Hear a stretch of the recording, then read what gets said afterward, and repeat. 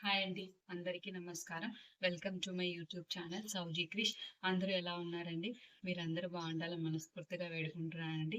కార్తీక మాసం అయిపోయిందండి. కార్తీక మాసంలో కార్తీక పురాణం చదివానండి. తర్వాత ఏం చదవాలా అని ఆలోచించానండి. ఏం చెప్తే బాగుంటుంది మీకు అని చాలా ఆలోచించానండి.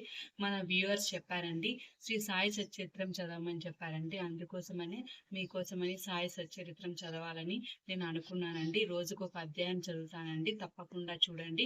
కొంతమందికి సాయి సచ్చరిత్రం చదవడం కన్నా వింటే చాలా ఆనందంగా అనిపిస్తుందండి. అందుకోసమనే మీకోసమని నేను స్టార్ట్ చేశానండి. నాకు చాలా కష్టంగా ఉంది. ఎందుకంటే బాబు ఉన్నాడండి. బాబు పడుకున్నప్పుడే నేను చెప్పగలను. కానీ మీకోసం ఏదో ఒకటి చెప్పాలన్న నా ఉద్దేశం అండి నాకు. అందుకోసమనే నేను ఇది స్టార్ట్ చేయాలి అని అనుకొని స్టార్ట్ చేస్తున్నానండి. తప్పకుండా వినండి. తప్పకుండా వినండి. అదేవిధంగా ఇది మీ ఫ్రెండ్స్కి ఉపయోగపడుతుంది అనుకుంటే తప్పకుండా షేర్ చేయండి. చూసిన వాళ్ళందరూ తప్పకుండా సబ్స్క్రైబ్ చేసుకోండి. ఇప్పటి వరకు సబ్స్క్రైబ్ చేసుకొని నావన్నీ చూసిన వాళ్ళందరికీ నేను పేరు పేరున ధన్యవాదాలు తెలుపుకుంటున్నానండి. ఇప్పుడు మనం సాయి సచ్చరిత్రం మొదటి అధ్యాయం స్టార్ట్ చేస్తున్నానండి. మొదటి అధ్యాయం గురు దేవతా స్తుతి. బాబా గోధుమలు పిండి విసిరిన కథ, దాని తత్వము. పూర్వ సంప్రదాయానుసారము హేమాడ్ పంతు శ్రీ సాయి సచ్చరిత్ర గ్రంథంను గురు దేవతాస్తుతితో ప్రారంభించుచున్నారు.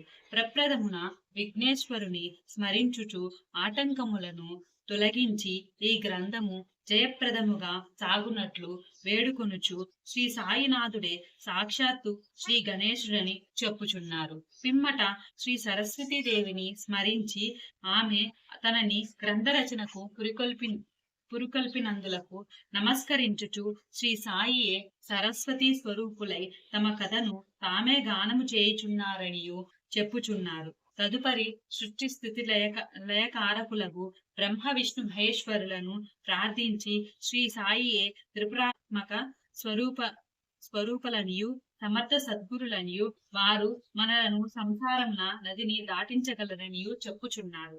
తరువాత తమ గృహదేవతయకు నారాయణ ఆదినాథులకు నమస్కరించి వారు కొంకణా దేశంలో వెలసిరనియు ఆ భూమి పరశురాముడు సముద్రం నుండి సంపాదించిందనియు చెప్పుచు వారి వంశ మూల పురుషుని స్తోత్రం చేసిరి.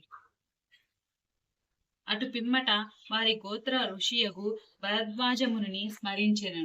అంతేకాక యజ్ఞవల్క్యుడు, భృగుడు, పరాశరుడు, నారదుడు ఆదులు, సనత్కుమారుడు, సుకుడు, సౌనకుడు, విశ్వామిత్రుడు, వశిష్ఠుడు, వాల్మీకి, వాసుదేవుడు, జైమిని, వైంశాపాయనుడు, నవ యోగేంద్రులు మొదలైన పలువురు మునులను నివృత్తి, జ్ఞానదేవు, సోపాను, ముక్తాబాయి, జనార్దనుడు, ఏకనాథుడు, నామదేవుడు, తుకారాం, కన్హ, నరహరి తదితర అర్వాచిన యోగీశ్వరులను కూడా ప్రార్థించెను. తరువాత తన పితామహుడైన సదాశివునకు, తండ్రి రఘునాథునకు, కన్నతల్లి చిన్నతనము నుండి పెంచి పెద్ద చేసిన మేనత్తకు, తన జ్యేష్ఠ సోదరునకు నమస్కరించెను. అటుపైన పాఠకులకు నమస్కరించి తన గ్రంథమును ఏకాగ్ర చిత్తంతో పారాయణ చేయడని ప్రార్థించెను. చివరగా తన గురువు దత్తావతారమగు శ్రీ సాయిబాబాకు నమస్కరించి తాను వారిపై పూర్తిగా ఆధారపడి ఉన్నానని చెప్పుచు ఈ ప్రపంచము మిథ్య అనియు బ్రహ్మమే సత్యమనే అనుభవమును తనకు కలిగించు శక్తి వారికే కలదని చెప్పుచు నీ ప్రపంచంలో ఏ ఏ జీవులందు పరమాత్ముడు నివసించుచున్నాడో వారందరికీ నమస్కరించెను. పరాశరుడు, వ్యాసుడు, శాండిల్యుడు మొదలగు కలవారలు చెప్పిన భక్తి మార్గములను పొగడి వర్ణించిన పిమ్మట హేమాడ్ పంతు ఈ క్రింది కథను చెప్పుటకు ప్రారంభించెను. 1910 సంవత్సరం తదుపరి ఒకనాటి ఉదయమున నేను షిరిడి మసీదులోనున్న శ్రీ సాయిబాబా దర్శనం కొరకు వెళితిని. అప్పుడు జరిగిన ఈ క్రింది విషయమును గమనించి మిక్కిలి ఆశ్చర్యపడితిని.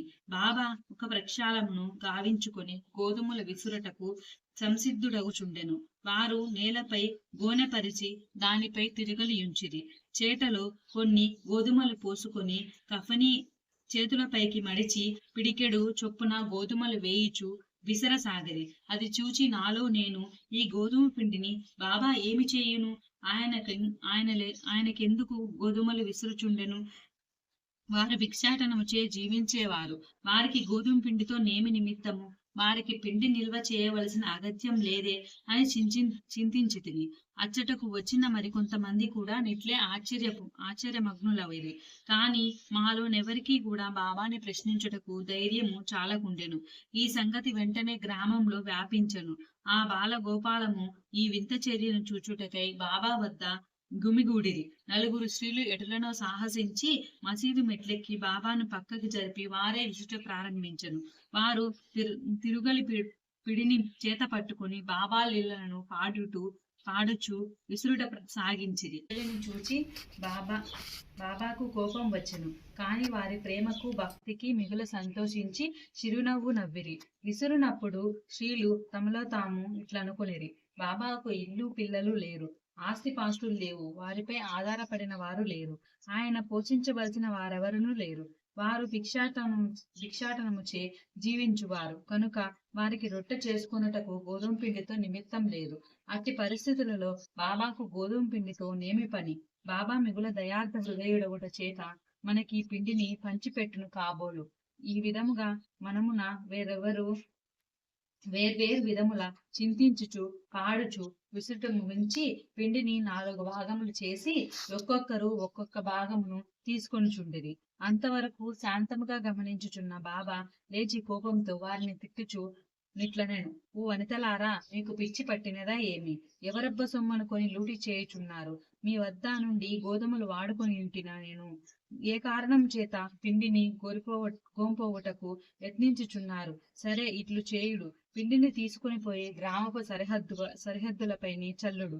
అది విని ఆ వనిత ఆశ్చర్యపోయిరి, సిగ్గుపడిరి. గుసగుసలాడుకొనుచు ఊరి సరిహద్దుల వద్దకు పోయి బాబా ఆజ్ఞానుసారం ఆ పిండిని చల్లిరి.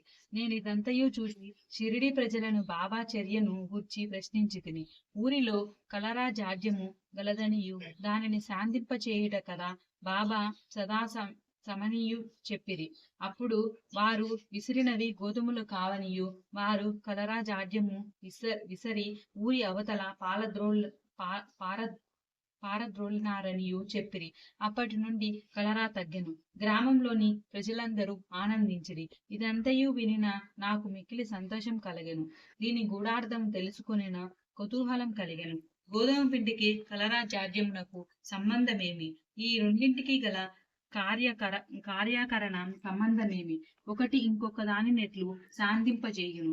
ఇదంతయు అగోచరణముగా తోచెను. అందుచే నేను తప్పక ఈ విషయంను గూర్చి రాసి బాబా లీలను మనసారా పాడుకొనవలెనని నిశ్చయించుకుంటుని.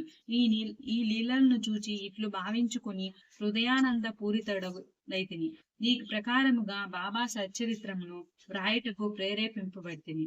అట్లే బాబా కృపా కటాక్షములచే ఆశీర్వాదములచే గ్రంథము నిర్విఘ్నమగును, జయప్రదముగా పూర్తయినది. తిరగలి విసురుట దాని వేదాంత తత్వము. తిరగలి విసురుటను గూర్చి షిరిడి అనుకుని రీతియే కాక దానిలో వేదాంత భావం కూడా కలదు. సాయిబాబా షిరిడి యందు సుమారు 60 ఏళ్లు నివసించెను. ఈ కాలమంతయు వారు తిరగలి విసురుచూనే ఉండిరి. నిత్యము వారు విసురునది గోధుమలు కావు, భక్తుల యొక్క పాపములు, మనోవిచారములు మొదలగునవి. తిరుగలి యొక్క క్రింది రాయి కర్మ, మీది రాయి భక్తి. చేతితో పట్టుకొని పిడి జ్ఞానము. జ్ఞానోదయమునకు గాని ఆత్మ సాక్షాత్కారమునకు గాని మొట్టమొదట పాపములను కోరికలను తుడిచి వేయవలేను. అటు పిమ్మట త్రిగుణ రాహిత్యం పొందవలేను. అహంకారమును చంపుకొనవలెను. ఇది వినగానే కబీరు కదా జ్ఞప్తికి వచ్చెను. ఒకనాడు శ్రీ ఒకతే తిరగలిలో ధాన్యమును వేసి విసురుచుండెను. దానిని చూచి కబీరు ఏడ్పసాగెను. నిపతి నిరంజనుడను యొక్క సాధు పుంగవుడు చూచి కారణమడుగగా కబీరు ఇట్లు జవాబునిచ్చెను, నేను కూడా ఆ ధాన్యం వలె ప్రపంచమును తిరగలిలో విసరబడదను కదా. దానికి నిపతి నిరంజను ఇట్లు బదులు చెప్పెను, భయము లేదు, తిరగలి బిడిని గట్టిగా పట్టుకొను అనగా జ్ఞానమును విడవకును. నేనెట్లు గట్టిగా పట్టుకొని ఉన్ననో నీవును అట్లే చేయుము. మనసును కేంద్రీకరించుము, దూరంగా పోనీయకము. అంతరాత్మను చూచుటకు దృష్టిని అంతర్ముఖము గానిమ్ము, నీవు తప్పక రక్షించబడతెవు. మొదటి అధ్యాయం సంపూర్ణమండి. సద్గురు శ్రీ సాయినాథార్పణమస్తు. ఈ వీడియో నచ్చినట్లయితే తప్పకుండా లైక్ చేయండి, షేర్ చేయండి, సబ్స్క్రైబ్ చేయండి. తప్పకుండా మీ ఫ్రెండ్స్కి, ఫ్యామిలీ మెంబర్స్కి షేర్ చేయండి. ఇదంతా మీకోసమేనండి. మీరు అందరూ బాగుండాలి, అందరూ బాగుండాలా. తప్పకుండా ఇది వింటారు అని చెప్పి ఆ ఉద్దేశంతో ఈ వీడియో చేస్తున్నాను అండి. థ్యాంక్ యూ అండి. ధన్యవాదాలు.